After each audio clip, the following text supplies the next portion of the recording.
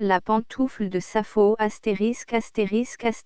La pantoufle de Sappho et autres contes Charles Carrington, libraire éditeur 13, Faubourg Montmartre, Paris. Sa chère Masoche, l'amour cruel à travers les âges. La pantoufle de Sappho et autres contes traduits par D. Dolores. Paris. Charles Carrington, libraire éditeur 13, Faubourg Montmartre, 13 907. La pantoufle de Sappho, 1859. La pantoufle de Sappho, 1859, l'hiver de 1859 étendait son blanc et floconneux tapis de neige sur les remparts de la joyeuse capitale autrichienne et, au environ, sur les coupoles du Camembert et du Léopoldsberg.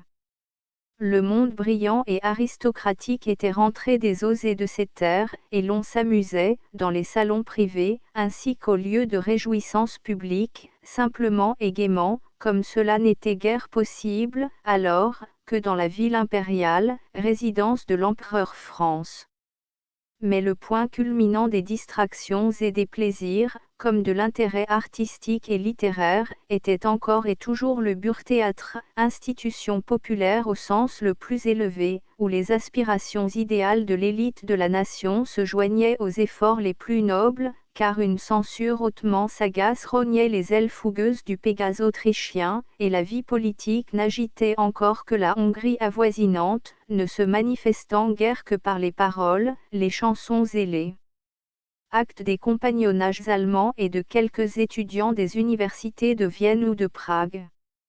Entre le public et les acteurs, régnait une véritable intimité, car les Viennois de cette époque ne se contentaient pas d'admirer l'artiste sur la scène, ils le suivaient dans sa vie journalière et jusque dans sa demeure, non pour épier un scandale et s'amuser des vices des protagonistes chargés d'incarner les rêves héroïques ou spirituels des poètes, comme cela a lieu de nos jours, mais avec le naïf désir de voir la pâle Louise assise à sa table à thé, d'entendre la rêveuse Charlotte potiner en buvant du café, de surprendre la fière princesse Éboli en train de tricoter des bas ou le vaillant chevalier Guedes de faire sa partie de tarok.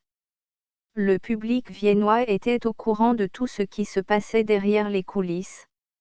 Il connaissait le nom de chaque adorateur de la Stiche, il savait toujours, à n'en pas douter, quel soir Korn était plus rauque que de coutume et en quel lieu il avait bu le champagne responsable, et, lorsqu'enfin Sophie Schroeder monta, tel un soleil, au firmament de l'art dramatique, faisant pâlir toutes les étoiles, il ne tomba pas une épingle dans le boudoir de la tragédienne sans que le tout Vienne en fût informé, depuis le chancelier d'État jusqu'à l'apprenti cordonnier, depuis le cocher de fiacre jusqu'à l'empereur.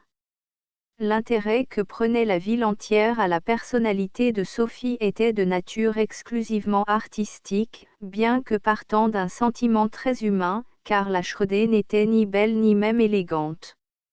Mais, quand elle paraissait drapée à la grecque, sur les planches, quand sa superbe voix laissait tomber les ondes mélodiques de la langue rythmée, quand son génie invoquait des figures d'une vérité saisissante et d'une dignité surhumaine, elle entraînait les cœurs, comme jamais aucune artiste ne l'avait fait. À ces moments, elle devenait belle, d'une beauté antique et qu'on eût cru sortie d'un sarcophage ancien. Sophie n'était pas grande, mais elle avait ce port de tête imposant que possédait avant elle l'auteur du Faust, et qui la faisait paraître plus haute qu'elle ne l'était en réalité. Il n'était pas une grande dame, pas une souveraine, qui ne lui eussent envié sa distinction native et l'empire qu'elle exerçait sur les mortels. Elle semblait née pour voir un peuple à ses pieds, tant son regard était dominateur. Sa situation matérielle eût pu être brillante, mais ne l'était point, parce qu'en vraie fille de l'art, la Schroeder n'entendait rien aux choses pratiques, et sa délicatesse s'opposait à ce qu'elle se laissât entourer, par ses adorateurs, de ce luxe princier que possèdent de nos jours les plus insignifiantes comédiennes. Sophie avait une idée trop haute de l'amour, de l'art et d'elle-même, surtout d'elle-même, pour se faire payer ses faveurs avec des diamants. Si elle souriait à un homme, ce sourire partait du cœur, et si elle consentait à l'enivrer, elle voulait être elle-même heureuse de toute son âme. La courtisanerie qui engendre le dégoût et dont, à l'heure actuelle, souffre et se meurt l'art dramatique, lui était complètement inconnu. Il était donc naturel que, ses fiers sourcils ayant décoché une fois de plus les flèches d'amour dans un cœur, elle fût la dernière à en être informée. On se chuchotait la nouvelle dans les loges, on en parlait dans les fauteuils, on en riait en se poussant du coude, au parterre et aux galeries, alors qu'elle-même ne savait rien encore du noble captif qu'elle avait fait. En l'année 1859, le public du Burgtheater remarqua un jeune homme qui, chaque soir où la Schröder jouait, occupait le fauteuil du coin de gauche au premier rang, dont le regard, sitôt qu'elle paraissait, s'attachait avec une émotion fiévreuse à tous ses mouvements, et dont l'enthousiasme était si entraînant que, maintes fois, il oubliait les lois du théâtre pour applaudir au milieu d'une scène. Tout Vienne savait depuis longtemps que c'était un prince polonais, colossalement riche et épris d'une délirante passion pour la tragédienne, avant que la Schröder se doutât seulement de l'existence de cet heureux malheureux. Un jour qu'elle attendait en scène le commencement du premier acte, Sophie remarqua quelques comédiennes qui examinaient la salle à travers le trou du rideau, et entendit le colloque suivant: « Le voilà encore. » Qui cela ? Le soupirant muet de la Schröder. La Schröder s'approcha pour mieux écouter. « Fais-le-moi voir. Où donc est-il ? » Là, dans le coin de gauche, au premier rang. La Schröder, cette fois, en savait assez et, quand le rideau fut levé, elle profita d'une réplique, pour chercher des yeux l'inconnu. 15 jours se passèrent avant qu'elle n'apprît son nom. Il était effectivement polonais et fort riche, mais il n'était point prince, un simple gentilhomme, Félicien de Wasilowski. Depuis ce jour, Sophie le remarqua chaque fois qu'elle jouait, et elle apprit que, tout aussi régulièrement, il demeurait absent quand elle ne jouait point. Au bout de peu de temps, une entente tacite s'établit entre la tragédienne et son admirateur. En entrant en scène, son premier regard était pour lui, de même son dernier coup d'œil avant de sortir. Si une tirade lui réussissait particulièrement, le Polonais hochait imperceptiblement la tête et ce léger mouvement n'échappait point à l'artiste. Quand, à l'issue de la représentation, elle montait dans le carrosse du Burgtheater, surnommé ironiquement le chariot de Thespie parce qu'il résonnait avec un bruit de ferraille sur le pavé caouteux de l'antique ville, le Polonais se trouvait à la porte de sortie, la dévorant de ses yeux ardents, bien qu'il ne pût apercevoir d'elle que le bout de son nez, tout le reste étant emmitouflé de fourrures et de voiles. Un soir qu'elle venait de remplir un de ses meilleurs rôles, elle était assise et prête à fermer la portière, quand une superbe couronne de laurier vint s'abattre à ses pieds. Le Polonais la lui avait jetée et s'était aussitôt enfui. Ce mystérieux et craintif hommage, en ce lieu solitaire et sous le couvert de la nuit, toucha le cœur sensible et poétique de la tragédienne plus que les ovations bruyantes et impétueuses à la lumière des lustres et dans la salle comble. La Schröder commença à s'intéresser au jeune homme et à se demander si elle pourrait l'aimer. Une autre fois, le dégel était survenu, des cascades ruisselaient des gouttières et des torrents mugissaient le long des trottoirs. La Schröder hésitait à enjamber les flaques d'eau qui la séparaient du lourd véhicule. Le Polonais fut aussitôt sur place, étendit son manteau sur le pavé, et elle put atteindre sa voiture, les pieds secs. Cet exploit chevaleresque remplit de joie l'artiste, mais quand elle se pencha pour remercier son cavalier servant, celui-ci, ramassant son manteau, s'était éclipsé. Grillparzer que son drame romantique de l'aïeul avait placé parmi les dramaturges favoris de l'Allemagne, au temps où la tragédie du destin empruntée au théâtre espagnol, était de mode comme, de nos jours, le drame d'adultère français, venait de confier au Burgtheater une nouvelle pièce, intitulée Sappho. Quittant les abrupts sentiers romantiques, il reprenait la large voie classique où Schiller et G2, après plus d'un écart, s'étaient également retrouvés. Le rôle de Sappho avait été écrit, non à la manière de nos ouvriers modernes, qui ajustent leur rôle sur les acteurs, comme un tailleur ajuste un costume. Grillparzer était poète dans l'âme et c'est du fond de son être qu'il tirait ses héros, mais, pas plus que le reste du monde, il ne pouvait échapper à la puissante influence de la Schröder, ni se dérober à l'impression grandiose qu'elle produisait, et le rôle de son héroïne avait pris, à son insu, les traits et l'allure de la tragédienne qui naturellement il incombait. Le matin de la répétition de lecture, tandis que la pure et idéale diction de Sophie enthousiasmait ses camarades et remplissait le cœur modeste de l'auteur d'un glorieux espoir dans Astérisque succès futur, au coin de la place Saint-Michel et du marché aux choux, se tenait une femme pauvrement vêtue, qui cachait son visage sous le fichu passé sur sa tête. Elle semblait avoir honte, pourtant elle ne mendiait point et se serrait, inquiète, contre la muraille, en tremblant de tous ses membres, car il faisait un froid impitoyable et elle ne portait qu'une robe d'été rapiécée sous son vieux fichu. Pourtant elle ne mendiait point. Elle n'essayait même pas de tendre la main quand un grand seigneur ou une élégante dame, confortablement emmitouflée de fourrure, passait auprès d'elle. Aussi, personne ne la remarquait, pas même le sergent de ville qui faisait les 100 pas non loin de là. La pauvre vieille, plus morte que vive, ressemblait à une de ces statues de pierre que le pieux Moyen Âge incrustait dans les murailles de ses églises en souvenir des défunts. Elle était tout aussi muette et privée de mouvement. Mais, quand les comédiens, après la répétition, sortirent par la petite porte du théâtre et se répandirent sur la place, une violente commotion fit tressaillir le corps de la pauvresse. Elle soupira et sa tremblante main, raidie par le froid, serra plus fort contre son visage ravagé par l'affliction, le fichu qui le couvrait. Les acteurs se séparèrent au milieu de la place en échangeant d'aimables saluts, et Sophie Schröder se dirigea seule vers l'endroit où tremblait la vieille. Elle traversait le marché pour se rendre au Graben et, l'esprit tout rempli de son rôle, allait passer, comme tout le monde, si un hasard ne l'eût arraché à ses pensées et attiré son attention. Vous perdez quelque chose, lui dit une voix rauque qui semblait brisée et dont, cependant, le timbre lui parut familier. Se retournant, elle vit la main décharnée de la vieille lui tendant le rôle qu'elle avait laissé glisser de son manchon. Sophie Schröder, surprise, considéra la pauvre femme. « Qu'avez-vous ? lui dit-elle de sa merveilleuse voix, vous paraissez bien pauvre et malheureuse. Pourquoi me cachez-vous votre visage comme s'il m'était connu ? La vieille femme étouffa un sanglot et voulut s'éloigner.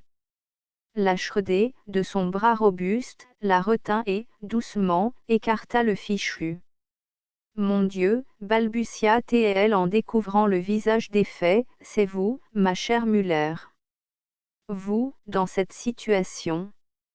Dois-je trouver la belle artiste, aux pieds de qui se prosternaient les comtes et les princes, réduite à mendier? Je n'ai pas mendié, murmura la vieille, tandis que des larmes brûlantes coulaient le long de ses joues émaciées. Je suis seulement restée debout dans ce coin. C'est la première fois, j'avais si affreusement faim, mais personne ne m'a rien donné et je mourrais plutôt que de recommencer. Je ne veux pas que vous recommenciez, s'écria Sophie. C'est moi qui vais. La tragédienne ouvrit sa bourse, mais l'intérieur de cette bourse offrait un spectacle bien triste ou bien risible, comme on voudra. La grande Sophie eut de la peine à rassembler 20 Kreutzer, qu'elle glissa dans la main de la vieille tout en lui montrant sa bourse vide. Voyez, cher Muller, je ne possède rien moi-même. Il n'en va pas autrement avec nous autres comédiens, si quelque marchand ne me faisait crédit, je serais souvent bien embarrassé pour m'habiller. Mais cette bagatelle ne vous tire pas d'affaire.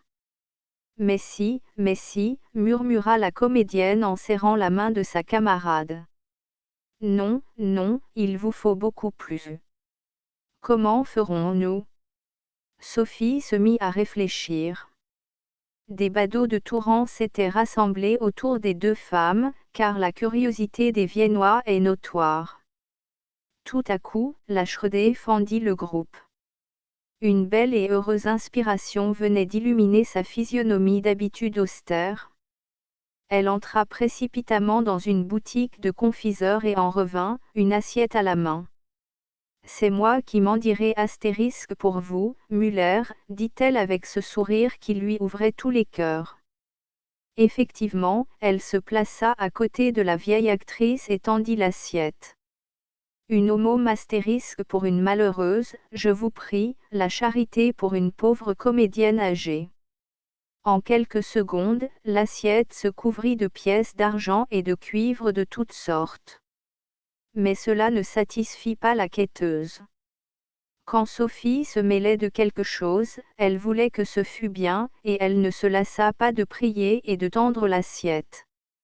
Les passants, qui apercevaient la Shredé, dans sa pelisse brune bien connue, entourée d'une foule de curieux, s'arrêtaient et se frayaient un chemin jusqu'à elle. Grands seigneurs et grandes dames jouaient des coudes et se mêlaient à la foule, pour le plaisir de déposer une banque-note dans l'assiette que tenait la main de la célèbre femme, jusqu'au policier, qui approcha, les sourcils froncés, et s'effaça en reconnaissant la Shredé. La mendicité est interdite sous peine d'amende, grommela-t-il respectueusement dans sa moustache noire, mais non aux comédiens impériaux et royaux. Mon Dieu, que vous êtes bonne, soupira la vieille. Que Dieu vous le rende. Moi je ne le puis, c'est trop, beaucoup trop. Enfin la Shredé elle-même se déclara satisfaite. Elle souleva le peigne du fichu de la vieille et, d'un geste hardi, y jeta pêle-mêle les banques-notes, les pièces d'argent et les monnaies de cuivre, lorsqu'au moment de rapporter l'assiette, elle dut l'attendre une fois encore, son adorateur, le gentilhomme polonais, surgit inopinément, la tête découverte, offrant un billet de 50 florins. Un regard rayonnant de la femme adorée fut sa récompense. Cela suffira bien pour quelque temps, n'est-ce pas, Muller, dit la tragédienne en se tournant une dernière fois vers sa camarade. Puis, tu reviendras, n'oublie pas, Muller, promets-moi de ne pas oublier.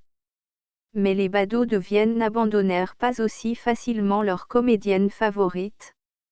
Ils l'escortèrent au-delà du marché aux chevaux jusqu'au Graben, où elle dut se réfugier sous la voûte de la chatte, jusqu'à ce que la foule se fût dispersée.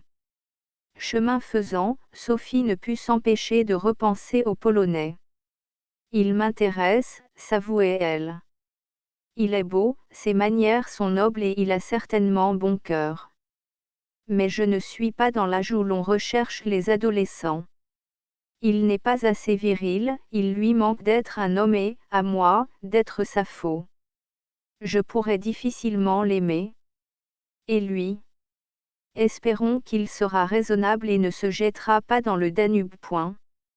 L'Autriche ne possédait encore, à ce moment, aucune littérature digne de ce nom et qui méritât de fixer l'attention de l'Europe.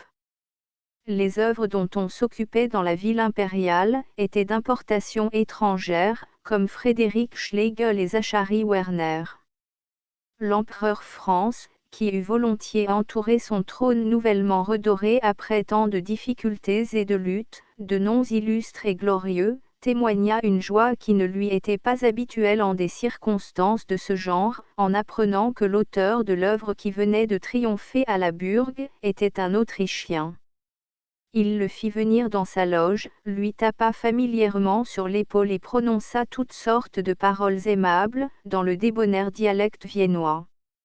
Mais lorsque, s'enquérant des conditions du poète, il apprit qu'il était fonctionnaire, l'empereur arrêta net l'entretien et lui tourna le dos. À ses yeux, quand on servait l'État, écrire autre chose que des actes officiels constituait un délit. Aussi Grillparzer que la critique viennoise traitait sans bienveillance, n'eut, après comme avant, d'autres ressources que son talent et la faveur du public. Celle-ci, d'ailleurs, ne lui fut point ménagée, l'aïeul fut acclamé avant que les gazettes eussent eu le temps de formuler leur avis, et non moins chaudement après. C'est en ce public si avisé et si vibrant, que Grillparzer mit toute son espérance lors de la mise à l'étude de Sappho, paraissant 2 ans après l'aïeul, et sa foi fut non moins inébranlable en la puissance dramatique de la Shredé. Il savait que non seulement elle ne trahirait aucune de ses intentions de poète, mais que la plénitude de son jeu et la majesté plastique de ses mouvements infuseraient la vie à son héroïne. Il allait voir l'artiste presque journellement et plus souvent encore pendant les jours qui précédèrent la représentation, non pour lui donner des conseils, mais pour puiser chez elle courage et confiance, le jeune auteur de 30 ans commençant déjà à souffrir de ce pessimisme artistique qui, plus tard, devait envenimer tous ses efforts et lui faire abandonner la lice. Quelques heures avant la première, Grillparzer se trouvait encore sur le petit canapé à fleurs du salon de Sophie, tandis que les affiches de la Sappho s'étalaient sur tous les murs attirant les curieux qui faisaient cercle autour, et que les amateurs de théâtre suivaient impatiemment des yeux les aiguilles de leurs pendules. Le poète regardait la comédienne arranger, avec l'aide de Mlle Babette, des étoffes, dans le grand panier qui lui servait de garde-robe. Mais, mon cher maître, dit soudain l'actrice en se plaçant devant lui et en rejetant la tête en arrière, d'un mouvement qui lui était familier, je n'ai plus que faire de vous. Vraiment, fit le poète, et il leva vers elle ses beaux yeux bleus suppliants. Puis, d'un ton résigné, alors il me faut partir. Grillparzer se leva en poussant un soupir, prit son chapeau et soupira de nouveau. La Shredé lui tendit la main. Je pars, dit-il en considérant cette main, mais vous savez que je déteste le baise-main, je dois vous baiser la main. Si j'étais berlinois, je dirais que votre main est spirituelle, mais, en bon viennois, je vous dis seulement, vous avez des menottes affriolantes. Il porta la main, qui paraissait sculptée dans de l'ivoire, à ses lèvres et partit. À peine la Shredé se trouva elle seule, qu'on frappa à la porte. La vieille comédienne, M. Muller, entra timidement. Mon Dieu, vous allez m'en vouloir de me présenter au moment d'une première.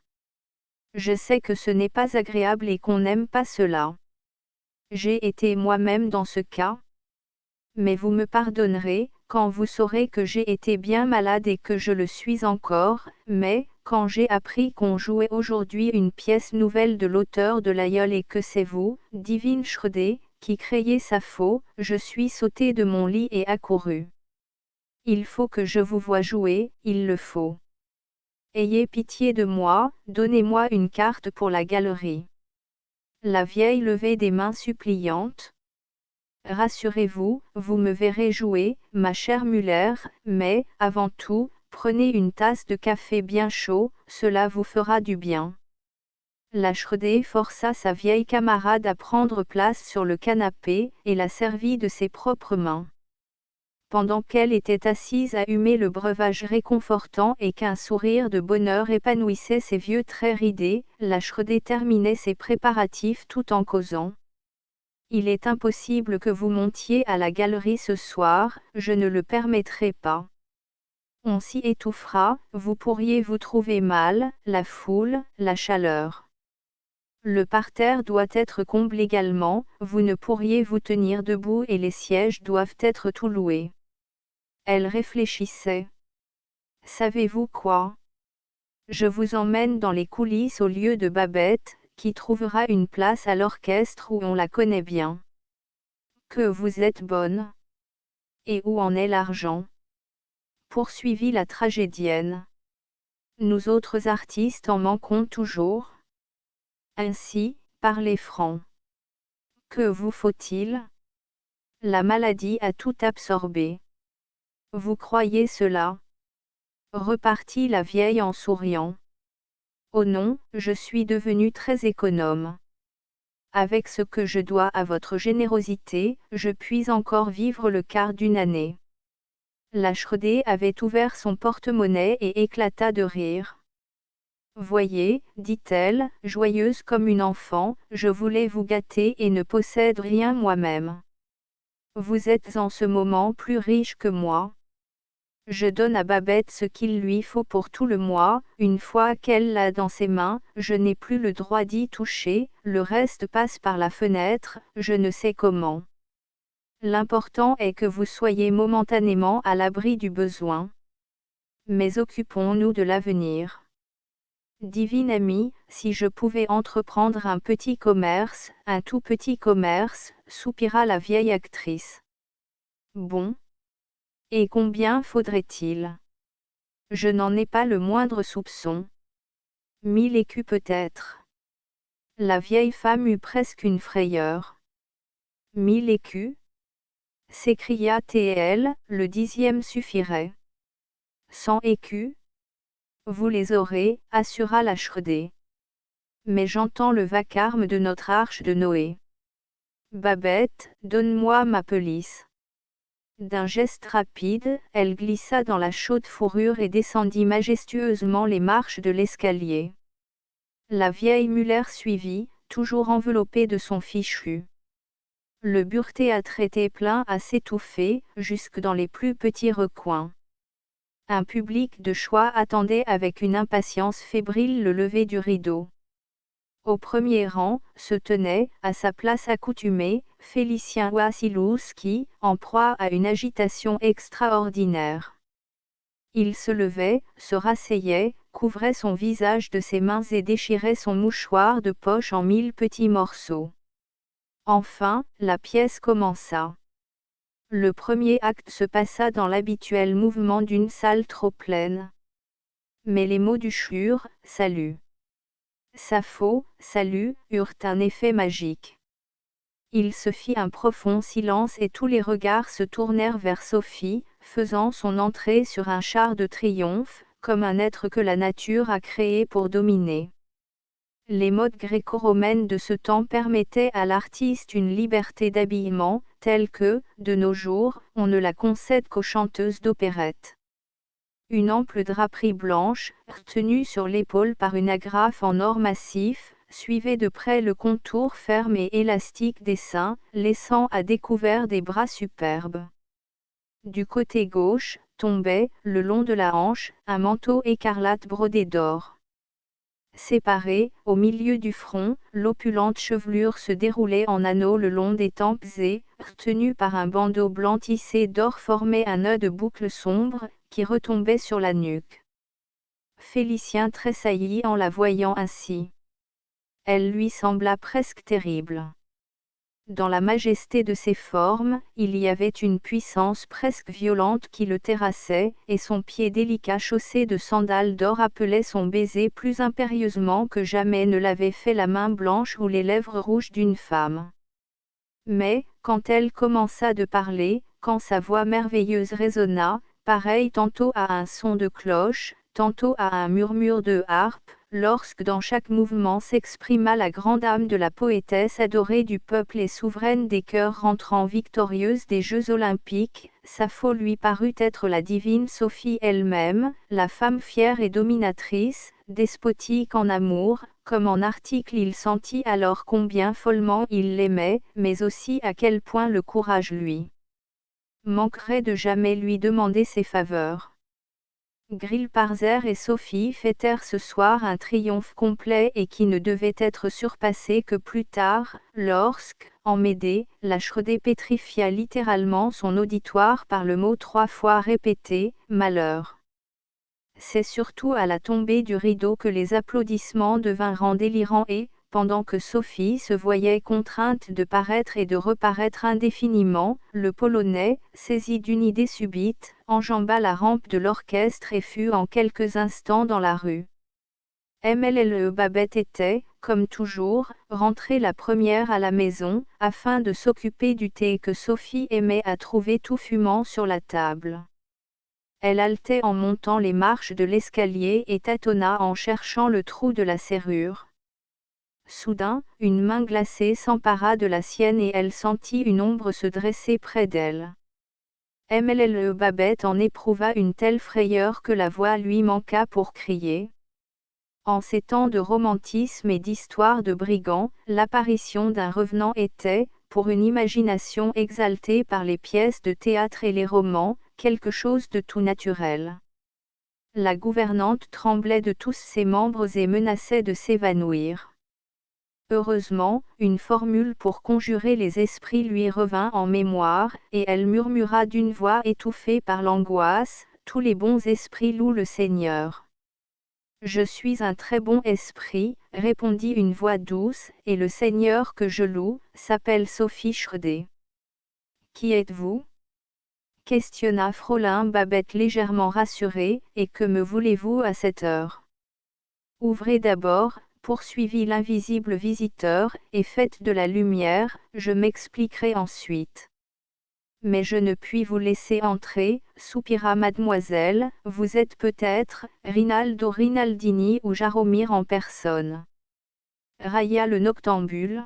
« Tranquillisez-vous, je ne suis ni un brigand, ni un démon de l'enfer, ni même un simple revenant, seulement un enthousiaste adorateur de la divine Schroeder et de son talent.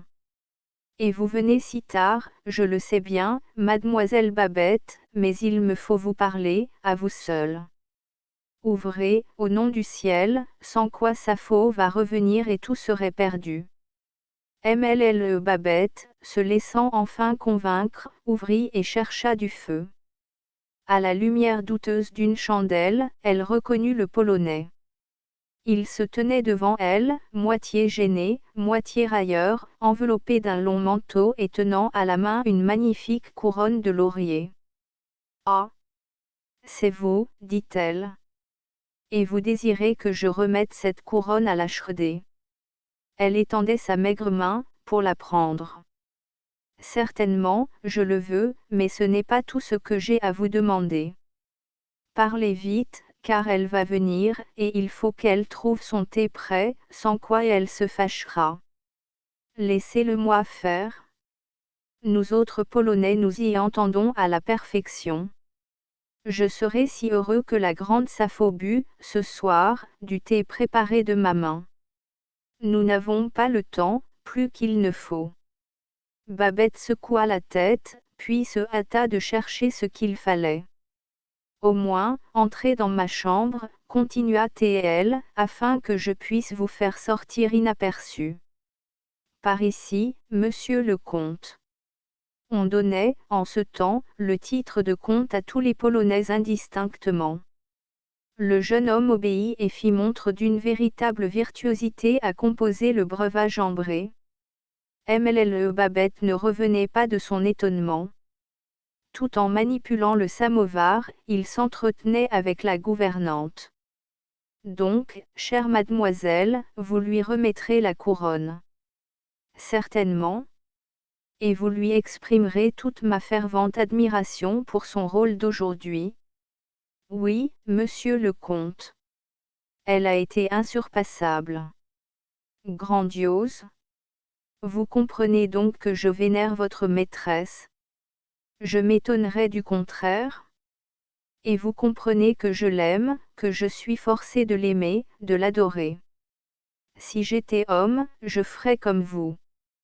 Par conséquent, ma chère, ma bonne, mon angélique mademoiselle, procurez-moi quelque chose que Sophie Schroeder ait porté, et si ce n'était qu'un simple ruban ayant reposé sur sa divine poitrine, je le conserverai comme un fétiche, un talisman, aussi longtemps que je vivrai et jusqu'à l'heure de ma mort. C'est ce que je ne puis pas, monsieur le comte. Vous ne pouvez pas, se récria le Polonais. Et me laisser mourir, sans une consolation, sans un réconfort, cela vous le pouvez. Mais que voulez-vous que je vous donne? Ce que vous voudrez. Il n'y a pas un seul objet dont elle puisse se passer. Le Polonais, qui avait fini de préparer le thé, saisit le flambeau avec une hâte fébrile, et se dirigea d'un pas rapide, à travers les salles, jusqu'à la chambre à coucher de la tragédienne. Là il s'arrêta avec un tressaillement d'extase et regarda autour de lui avec émotion. « Que faites-vous » s'écria Babette qui l'avait suivi épouvantée, « ne savez-vous pas que c'est ici un sanctuaire que le pied d'aucun mortel n'est autorisé à fouler ? Laissez-moi jouir de ce moment divin, repartit le Polonais avec feu. C'est derrière ces rideaux que repose ce corps divin et, ce tapis, son pied l'effleure journellement. Il s'agenouilla et baisa le tapis. En se relevant, il tenait à la main une pantoufle, qu'il brandit triomphalement. Vous vous demandez ce que vous allez me donner? Chère, délicieuse Babette, donnez-moi cette pantoufle de l'immortel, vous ferez de moi le plus heureux des mortels. Cette pantoufle moins que toute autre chose, repartit Babette, elle va rentrer et voudra la mettre. Plus jamais elle ne la mettra, s'écria l'amoureux d'un ton résolu. En vain, l'excellente fille fit tous ses efforts pour la lui reprendre, le jeune homme échappait sans cesse à sa poursuite et elle dut lui faire la chasse, à travers toute la série des chambres, jusque dans la cuisine. Là, le Polonais prit son manteau, mit son chapeau et voulut sortir, mais Babette le retint, nouvelle Putiphar, par le peine de son manteau. Seigneur Dieu, gémit elle, vous ferez encore mon malheur. Je ne vous laisserai point partir, monsieur le comte, que vous ne m'ayez rendu la pantoufle. Je ne la rendrai qu'avec la vie. Êtes-vous donc tout à fait fou? Je vous en donne son poids d'or, fit l'exalté en tirant de sa poche, sa main pleine de ducats qu'il jeta sur la table. Non, non, cria la malheureuse gouvernante avec angoisse, je ne veux pas de votre or, je ne prends point d'argent, je veux la pantoufle. Ayez pitié, donnez-la à moi. Pourquoi donc vous faut-il absolument cette pantoufle? La pantoufle de Sappho, reprit le gentilhomme avec solennité, pour y imprimer chaque jour mes lèvres, à l'endroit qu'a touché son doux pied. Mon Dieu, tout cela est bien bel et bon, soupira Babette, les chevaliers et les nobles brigands en agissaient ainsi, mais, si la pantoufle manque, je suis perdu. Rendez-la à moi. Babette, céleste Babette, pouvez-vous être assez cruelle pour m'arracher l'objet de mon adoration? Oui, je suis assez cruelle, dit-elle en souriant, le rôle de cruelle lui plaisait évidemment. Même, si je vous implore à genoux. Le jeune homme s'était jeté à ses pieds et levait la pantoufle d'un air suppliant. Mais, mon Dieu, que faites-vous donc? Au même instant, la porte s'ouvrit, on perçut un froissement de jupe, Babette poussa un cri et le Polonais, bondissant sur ses pieds, demeura comme pétrifié. La Schredé venait de paraître sur le seuil. Elle portait encore le bandeau tissé d'or autour de sa tête et le péplum blanc de Sappho.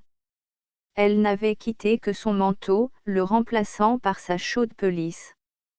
Sophie se présentait la tête haute, dans toute sa majesté, ses formes apiolantes et son bras robuste entouré de la sombre fourrure, comme sur l'image fameuse que nous possédons d'elle. Un regard, un éclair de ses yeux qui eurent légué dans l'ombre toutes les impératrices et les princesses régnantes que les Viennois avaient eu récemment le loisir d'admirer au grand congrès, et le jeune enthousiaste se trouva à genoux. Elle fit 2 pas en avant et s'arrêta, comme une souveraine devant un esclave qui sait attirer le plus terrible châtiment. Les yeux de la tragédienne le fixèrent un moment, puis, se tournant vers Babette, « Que se passe-t-il » questionna-t-elle. « Comment monsieur se trouve-t-il dans ma demeure? Et qui l'a autorisé à y pénétrer ?» Babette, rouge jusqu'aux oreilles, se tenait, les jambes tremblantes, comme une pécheresse. Parce que, balbutia-t-elle. Je demande une réponse. Qui a fait entrer monsieur? Wassilous qui se releva. Ne la grondez pas, dit-il, elle ne pouvait faire autrement. Mon enthousiasme pour vous, madame, a triomphé de ses résistances. Je suis le seul coupable, le seul. Vous avouez donc. Je ne nie point, je demande grâce. Vous reconnaissez votre faute. Grâce? L'actrice ne put s'empêcher de sourire. D'abord l'instruction et la sentence. La grâce ne vient qu'ensuite. Oui, Punissez-moi, supplia le gentilhomme d'une voix tremblante d'amour et, un peu aussi, de crainte. Punissez-moi cruellement, le châtiment même que vous m'infligerez, me sera une joie et une consolation. Avant tout, je désire savoir ce que vous vouliez de ma fidèle Babette et pourquoi vous lui avez offert de l'argent. Je l'ai prié, répondit loyalement et simplement le jeune homme, de me donner la pantoufle de Sappho et, comme elle me la refusait et cherchait à me l'arracher, je lui ai offert. Il se tut en baissant les yeux. Une poignée d'or pour une vieille pantoufle. Railla la Shredé, tandis qu'un charmant sourire éclairait son austère visage. Mais où donc est ce précieux objet ? Je suis lasse et en ai besoin pour me reposer, oserais-je vous prier de me laisser gracieusement ce que Mlle Babette m'a si impitoyablement refusé. Quelle valeur attribuez-vous donc à cette pantoufle ? Questionna la tragédienne, s'égayant de plus en plus. Je ne puis vous dire cela ici, suivez-moi donc au salon, dit Sophie, qui commençait à s'amuser royalement de la situation. Là, vous me donnerez l'explication de votre singulier désir. Elle passa devant, avec l'allure d'une souveraine, et il suivit docilement, comme un enfant ou un fol amoureux. La Shredé alluma les bougies d'un candélabre en argent qui se trouvait, sur une console dorée, devant un trumeau, et se laissa choir, avec cette majesté qui sied mieux aux femmes apiolantes que la grâce aux maigres, sur le canapé, et indiqua un siège à son hôte, d'un geste plein de noblesse. Vous vous nommez, Félicien Wasilewski. Donc monsieur Wa, comment dites-vous ? Wasilewski. C'est un nom difficile. Wasilewski, est-ce bien cela ? Le Polonais s'inclina. Et ce serait réellement le seul désir de vous approprier ma pantoufle, qui vous aurait fait pénétrer à une heure aussi insolite dans mon domicile. Je vous ai vu dans tous vos rôles. À chaque création nouvelle, grandissait mon admiration pour la grande tragédienne, maîtresse de toutes les cordes du clavier humain, et mon adoration pour la belle artiste. Je ne suis pas belle, monsieur.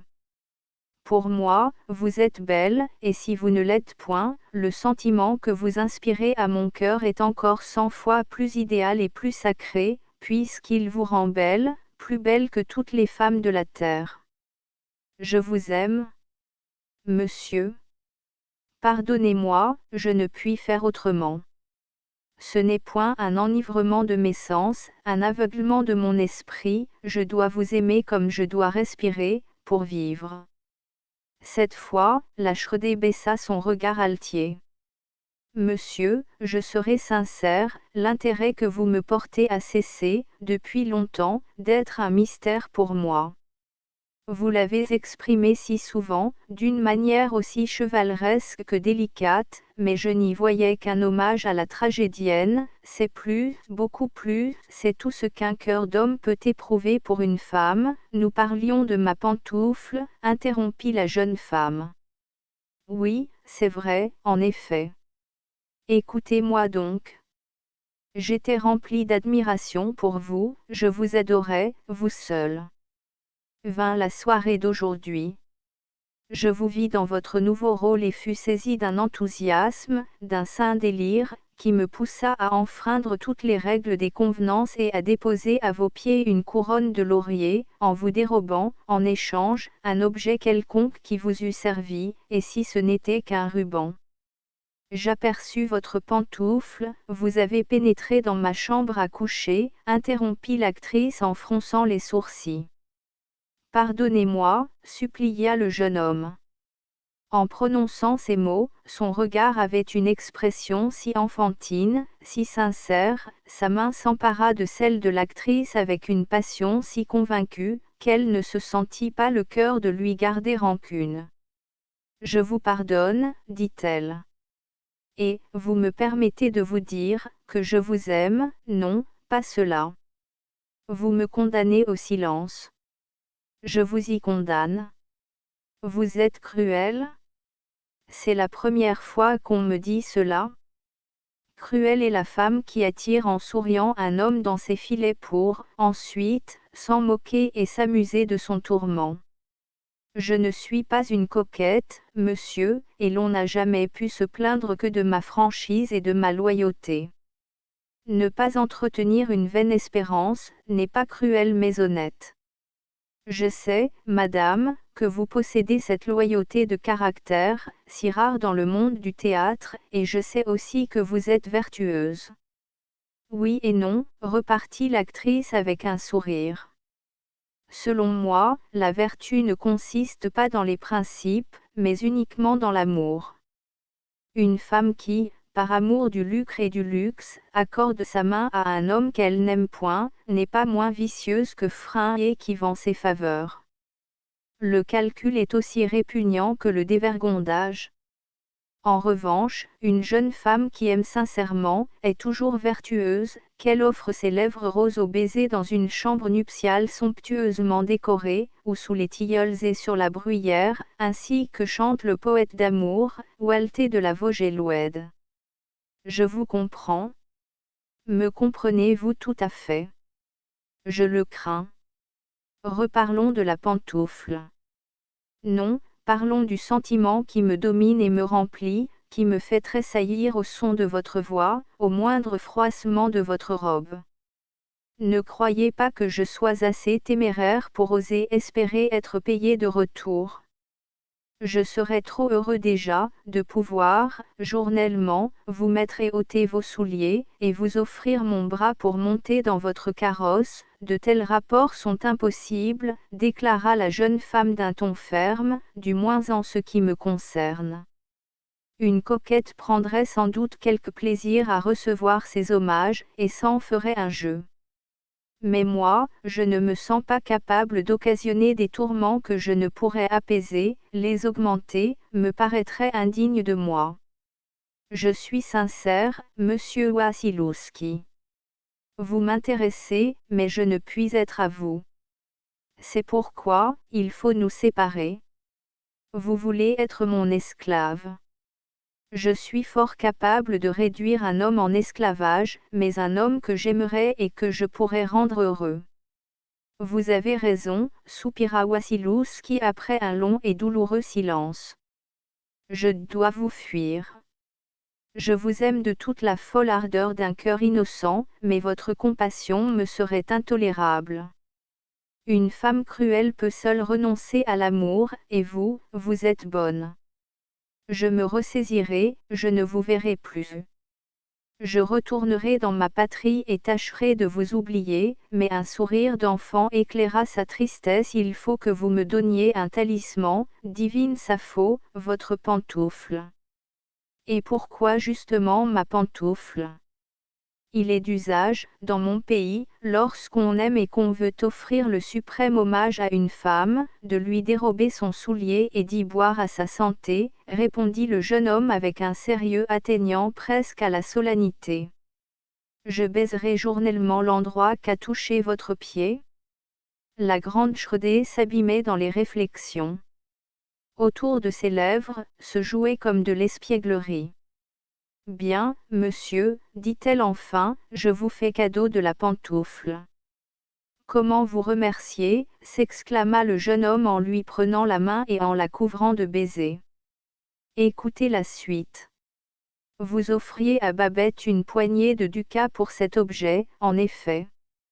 Si vous étiez prêt à payer d'une telle prodigalité une vieille pantoufle usée, que donneriez-vous pour le pied même de Sappho?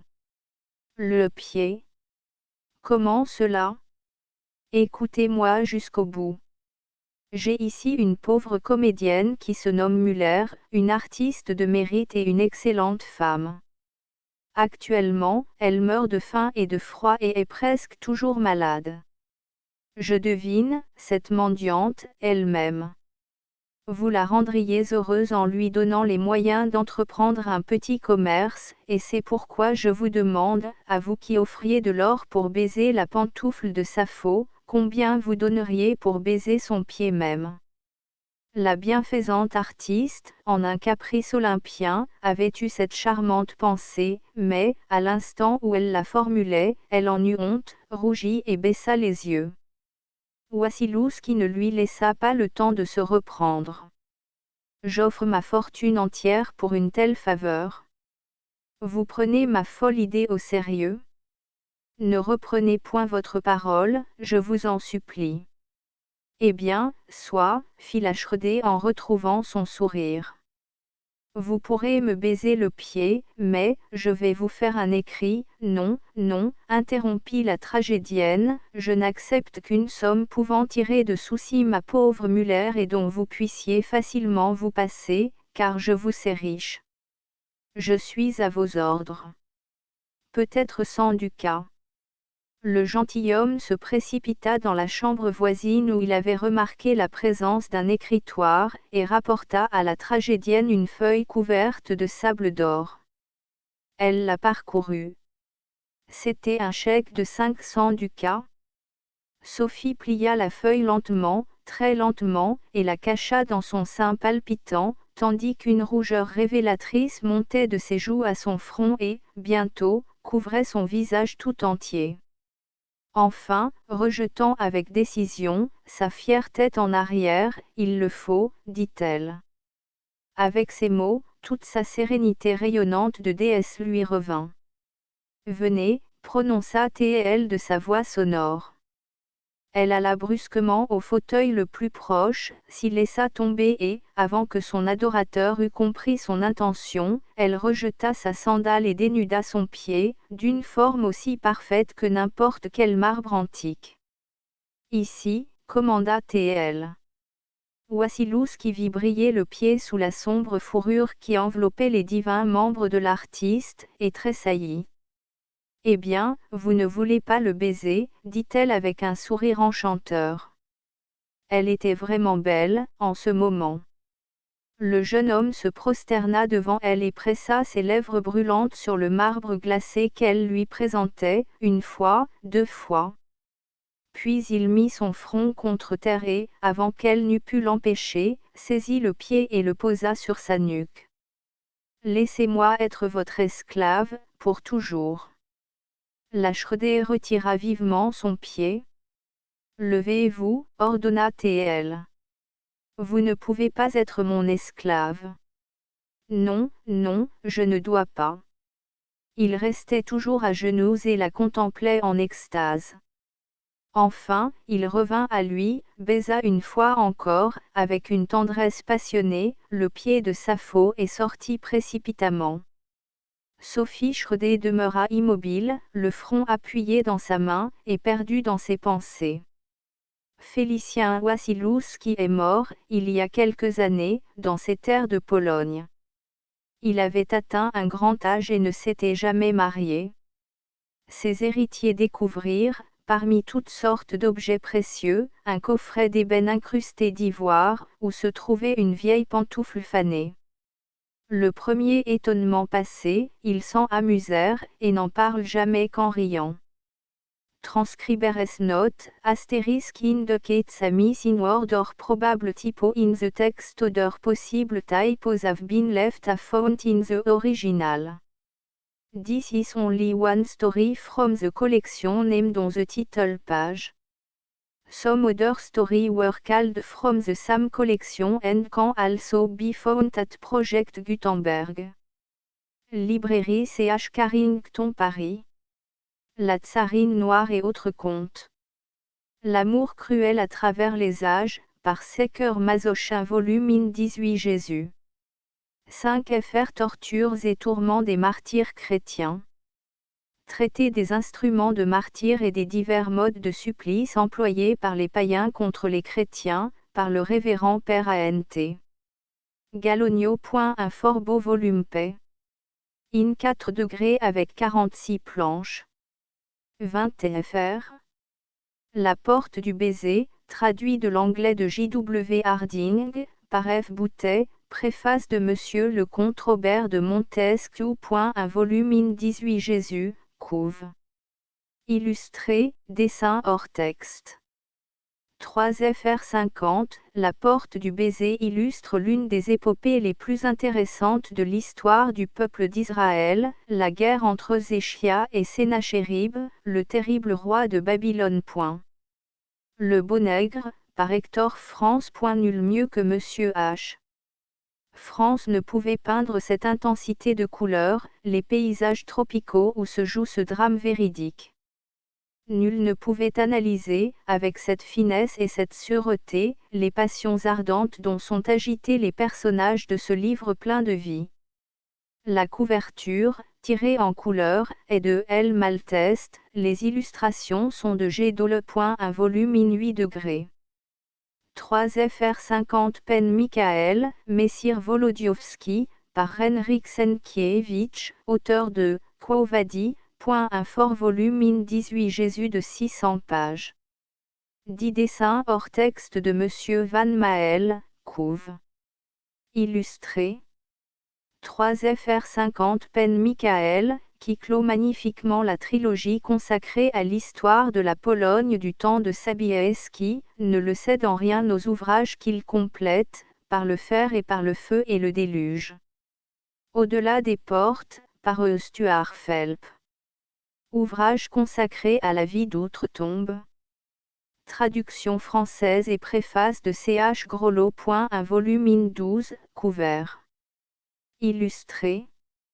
3fr50 Les quatrains d'Omar Khayyam, traduit du persan et publié avec une introduction et des notes par Ch. Grolot. Un volume paix. In 4 degrés, papier de Hollande, cadre de style persan tiré en rouge, couve. Remplié, titre or en relief. Tirage limité à 500 exemples numérotes. 10 fr. La destinée de l'homme, par John Fiske. Traduction et préface par Ch. Grolot. Un volume in 12 à oblong. 4 fr. Astérisque end of the project Gutenberg ebook La pantoufle de Sappho astérisque updated editions will replace the previous one, the all editions will be renamed. Creating the works from print editions not protected by US copyright law means that no one owns the United States copyright in these works, so the Foundation, and you, can copy and distribute it in the United States without permission and without paying copyright royalty. Special rule, set forth in the general terms of use part of this license, apply to copying and distributing Project Gutenberg symbol marque commercial electronic works to protect the Project Gutenberg symbol marque commercial concept and trademark. Project Gutenberg is a registered trademark, and may not be used if you charge for an ebook, except by following the terms of the trademark license, including paying royalty for use of the Project Gutenberg trademark. If you do not charge anything for copy of this ebook, complying with the trademark license is very easy. You may use this ebook for nearly any purpose such as creation of derivative works, report, performance and research. Project Gutenberg ebooks may be modified and printed and given away. You may do practically anything in the United States with ebooks not protected by US copyright law. Redistribution is subject to the trademark license, especially commercial redistribution.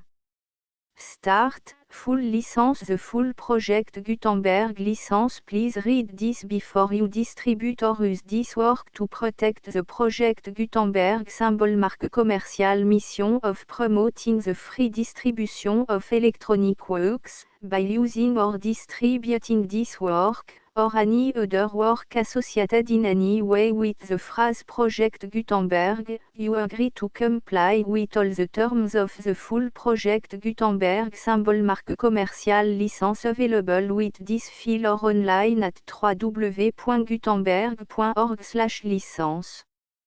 Section 1.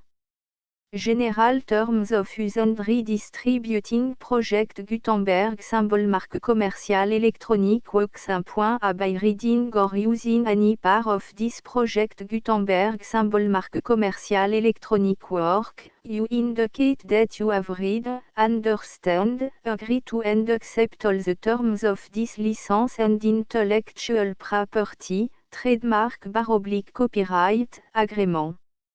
If you do not agree to abide by all the terms of this agreement, you must cease using and return or destroy all copy of Project Gutenberg symbole marque commerciale électronique works in your possession. If you paid a fee for obtaining a copy of or access to a Project Gutenberg symbole marque commerciale électronique work and you do not agree to be bound by the terms of this agreement, you may obtain a refund from the person or entity to whom you paid the fee as set forth in paragraph 1.e.8. 1.b Project Gutenberg is a registered trademark. It may only be used on or associated in any way with an electronic work by people who agree to be bound by the terms of this agreement. There are a few things that you can do with most Project Gutenberg symbole marque commerciale électronique works even without complying with the full terms of this agreement. See paragraph 1.c below. There are a lot of things you can do with Project Gutenberg symbole marque commerciale électronique works if you follow the terms of this agreement and help preserve free future access to Project Gutenberg symbole marque commerciale électronique works. See paragraph 1.e below. 1.c. The Project Gutenberg Literary Archive Foundation, the Foundation or PGLAF, owns a compilation copyright in the collection of Project Gutenberg symbole marque commerciale électronique works. Nearly all the individual works in the collection are in the public domain in the United States.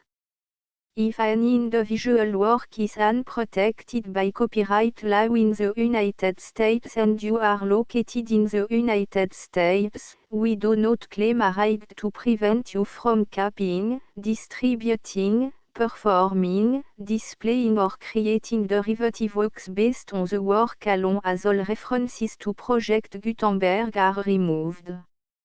Of course, we hope that you will support the Project Gutenberg symbole marque commerciale mission of promoting free access to electronic works by freely sharing Project Gutenberg symbole marque commerciale works in compliance with the terms of this agreement for keeping the Project Gutenberg symbole marque commerciale name associated with the work. You can easily comply with the terms of this agreement by keeping this work in the same format with its attached full Project Gutenberg symbole marque commerciale license when you share it without charge with others. 1.d. The copyright laws of the place where you are located also govern what you can do with this work. Copyright laws in most countries are in a constant state of change. If you are outside the United States, check the laws of your country in addition to the terms of this agreement before downloading, copying, displaying, performing, distributing or creating derivative works based on this work or any other Project Gutenberg symbole marque commerciale work. The Foundation makes no representations concerning the copyright status of any work in any country other than the United States. 1.e Unless you have removed all references to Project Gutenberg. 1.e.1. The following sentence, with active links to, or other immediate access to, the full Project Gutenberg symbole marque commerciale license must appear prominently whenever any copy of a Project Gutenberg symbole marque commerciale work, any work on which the phrase Project Gutenberg appears, or with which the phrase Project Gutenberg is associated, is accessed, displayed, performed, viewed, copied or distributed. This ebook is for the use of anyone anywhere in the United States and most other parts of the world at no cost and with almost no restriction whatsoever. You may copy it, give it away or reuse it under the terms of the Project Gutenberg license included with this ebook or online at www.gutenberg.org. If you are not located in the United States, you will have to check the laws of the country where you are located before using this ebook. 1.E.2 If an individual Project Gutenberg symbol marque commercial electronic work is derived from texts not protected by US copyright law, does not contain a notice indicating that it is posted with permission of the copyright holder, the work can be copied and distributed to anyone in the United States without paying any fees or charge. If you are redistributing or providing access to a work with the phrase Project Gutenberg associated with or appearing on the work, you must comply either with the requirements of paragraphs 1.E.1 through 1.E.7 or obtain permission for the use of the work and the Project Gutenberg symbol marque commercial trademark as set forth in paragraphs 1.E.8 or 1.E.9. 1.E.3 If an individual Project Gutenberg symbol marque commercial electronic work is posted with the permission of the copyright holder, your use and distribution must comply with both paragraphs 1.E.1 through 1.E.7 and any additional terms imposed by the copyright holder. Additional terms will be linked to the Project Gutenberg symbol marque commercial license for all works posted with the permission of the copyright holder found at the beginning of this work. 1.E.4 Do not unlink or detach or remove the full Project Gutenberg symbol marque commercial license terms from this work, or any file containing a part of this work or any other work associated with Project Gutenberg symbol marque commercial. 1.E.5 Do not copy, display, perform, distribute or redistribute this electronic work, or any part of this electronic work, without permanently displaying the sentence set forth in paragraph 1.E.1 with active links or immediate access to the full terms of the Project Gutenberg symbol marque commercial license. 1.E.6 You may convert to and distribute this work in any binary, compressed, marked up, non-proprietary or proprietary form, including any word processing or hypertext form. However, if you provide access to or distribute copy of a Project Gutenberg symbol marque commercial work in a format other than plain vanilla ASCII or other format used in the official version posted on the official Project Gutenberg symbol marque commercial website, www.gutenberg.org you must, at no additional cost, fee or expense to the user, provide a copy, a means of exporting a copy, or a means of obtaining a copy upon request, of the work in its original plain vanilla ASCII or other form. Any alternate format must include the full Project Gutenberg symbol marque commercial license as specified in paragraph 1.E.1. 1.E.7 Do not charge a fee for access to, viewing, displaying, performing, copying or distributing any Project Gutenberg symbol marque commercial works unless you comply with paragraph 1.E.8 or 1.E.9. 1.E.8 You may charge a reasonable fee for copy of or providing access to or distributing Project Gutenberg symbol marque commerciale Electronic Works provided that you pay a royalty fee of 20% of the gross profit you derive from the use of Project Gutenberg symbol marque commerciale Works calculated using the method you already use to calculate your applicable tax. The fee is owed to the owner of the Project Gutenberg symbol marque commerciale trademark, BU et HAS agreed to donate royalty under this paragraph to the Project Gutenberg Literary Archive Foundation.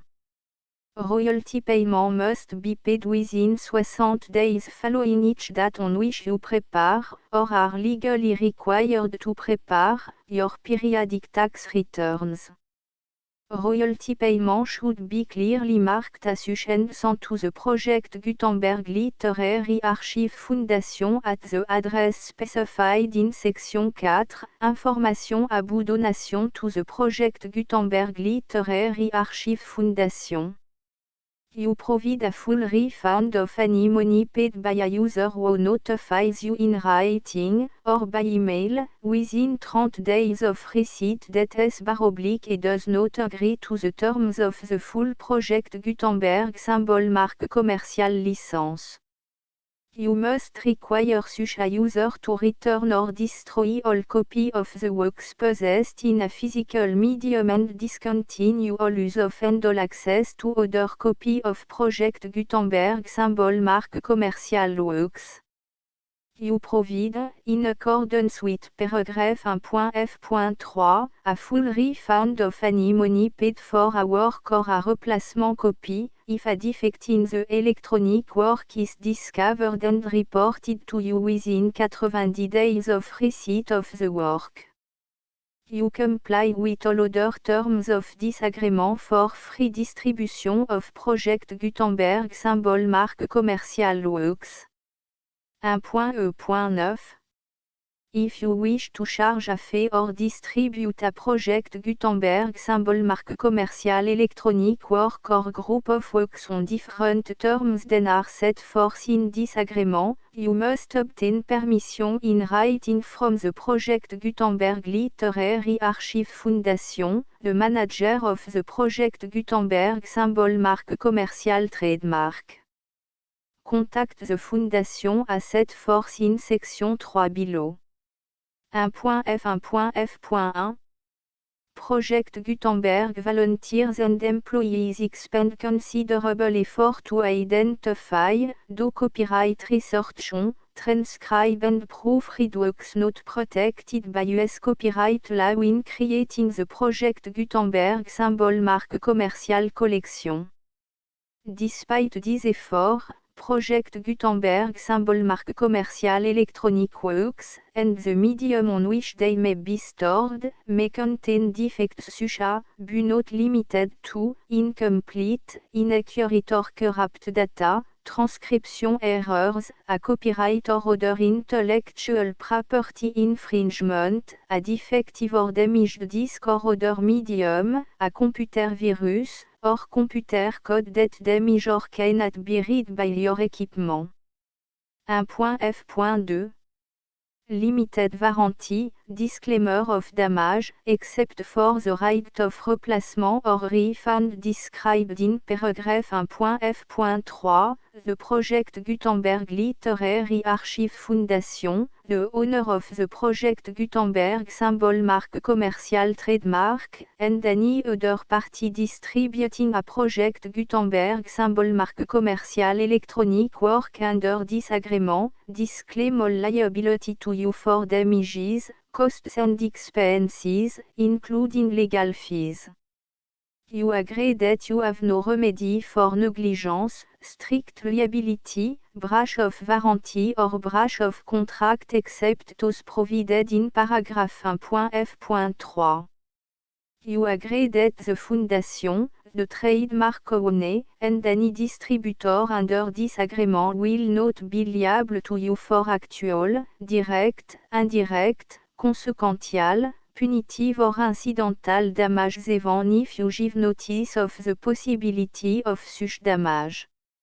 1.f.3 Limited right of replacement or refund, if you discover a defect in this electronic work within 90 days of receiving it, you can receive a refund of the money, if any, you paid for it by sending a return explanation to the person you received the work from.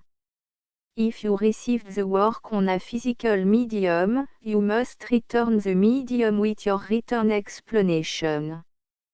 The person or entity that provided you with the defective work may elect to provide a replacement copy in lieu of a refund.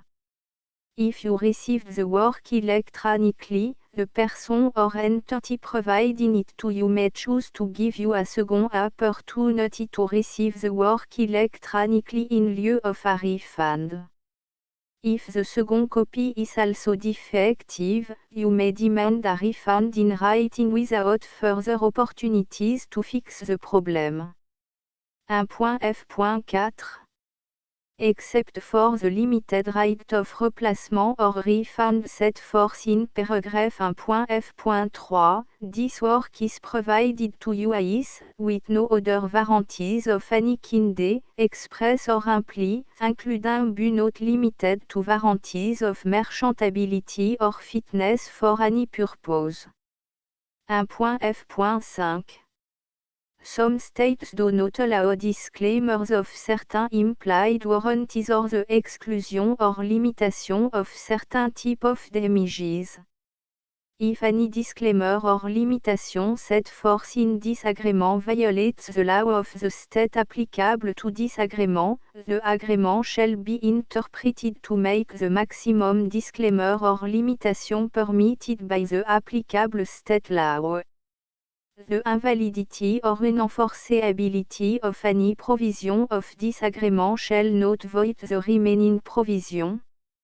1.f.6 Indemnity, you agree to indemnify and hold the foundation, the trademark owner, any agent or employee of the foundation, anyone providing copy of Project Gutenberg symbol marque commercial electronic works in accordance with this agreement, and any volunteers associated with the production, promotion and distribution of Project Gutenberg symbol marque commercial electronic works, harmless from all liability, costs and expenses, including legal fees, that arise directly or indirectly from any of the following which you do or cause to occur. A. Distribution of this or any Project Gutenberg symbol marque commercial work. B. Alteration, modification, or addition or deletions to any Project Gutenberg symbol marque commercial work. And C. Any defective cause. Section 2. Information about the mission of Project Gutenberg symbol marque commercial. Project Gutenberg symbol marque commercial is synonymous with the free distribution of electronic works in format readable by the widest variety of computer including obsolete, old, middle-aged and new computer. It exists because of the effort of hundreds of volunteers and donations from people in all walks of life. Volunteers and financial support to provide volunteers with the assistance they need are critical to reaching Project Gutenberg symbol marque commercial's goals and ensuring that the Project Gutenberg symbol marque commercial collection will remain freely available for generations to come. In 2001, the Project Gutenberg Literary Archive Foundation was created to provide a secure and permanent future for Project Gutenberg symbol marque commercial and future generations. To learn more about the Project Gutenberg Literary Archive Foundation and how your efforts and donations can help, see section 3 and 4 and the Foundation information page at www.gutenberg.org. Section 3. Information about the Project Gutenberg Literary Archive Foundation. The Project Gutenberg Literary Archive Foundation is a non-profit 501 3. Educational corporation organized under the laws of the state of Mississippi and granted tax-exempt status by the Internal Revenue Service. The Fondation SEIN or Federal Tax Identification Number is 64 à 6 221 541. Contribution to the project Gutenberg Literary Archive Foundation are tax deductible to the full extent permitted by US federal laws and your state's laws. The Foundation's business office is located at 809 North 1500 West, Salt Lake City, U84 116, 801, 596 à 1887. Email contact links and up-to-date contact information can be found at the Foundation's website and official page at www.gutenberg.org/contact section 4. Information about donation to the project Gutenberg Literary Archive Foundation Project Gutenberg symbol marque commercial depends upon and cannot survive without widespread public support and donation to carry out its mission of increasing the number of public domain and licensed works that can be freely distributed in machine-readable form accessible by the widest array of equipment including outdated equipment. Many small donations, $1 to $5,000, are particularly important to maintaining tax-exempt status with the IRS. The Foundation is committed to complying with the laws regulating charities and charitable donations in all 50 states of the United States. Compliance requirements are not uniform and it takes a considerable effort, much paperwork and money fees to meet and keep up with these requirements. We do not solicit donations in locations where we have not received written confirmation of compliance. To send donation or determine the status of compliance for any particular state, visit www.gutenberg.org/donate. While we cannot and do not solicit contribution from states where we have not met the solicitation requirements, we know of no prohibition against accepting unsolicited donation from donors in such states who approach us with offers to donate. International donations are gratefully accepted, but we cannot make any statements concerning tax treatment of donations received from outside the United States. US laws alone swamp for small staff. Please check the Project Gutenberg web page for current donation methods and addresses. Donations are accepted in a number of other ways including checks, online payments and credit card donations. To donate, please visit www.gutenberg.org/donate. Section 5. Général information about Project Gutenberg symbol marque commerciale Electronic Works. Professor Michael S.R. was the originator of the Project Gutenberg symbol marque commerciale concept of a library of electronic works that could be freely shared with anyone. For 40 years, he produced and distributed Project Gutenberg symbol marque commerciale e-books with only a loose network of volunteer support. Project Gutenberg symbol marque commerciale e-books are often created from several printed editions, all of which are confirmed and not protected by copyright in the US unless a copyright notice is included. Thus, we do not necessarily keep e-books in compliance with any particular paper edition. Most people start at our website which has the main page search facility, www.gutenberg.org. This website includes information about Project Gutenberg symbol marque commerciale, including how to make donation to the Project Gutenberg Literary Archive Foundation, how to help produce our new ebooks, and how to subscribe to our email newsletter to read about new ebooks. La pantoufle de Sappho et autres contes Charles Carrington, libraire éditeur 13, Faubourg Montmartre, Paris. Sa chère Masoche, l'amour cruel à travers les âges. La pantoufle de Sappho et autres contes traduits par D. Dolores. Paris. Charles Carrington, libraire éditeur 13, Faubourg Montmartre, 13 907. La pantoufle de Sappho, 1859, La pantoufle de Sappho, 1859. Transcriberes note, librairie Ch. Carrington Paris. The Full Project Gutenberg licence.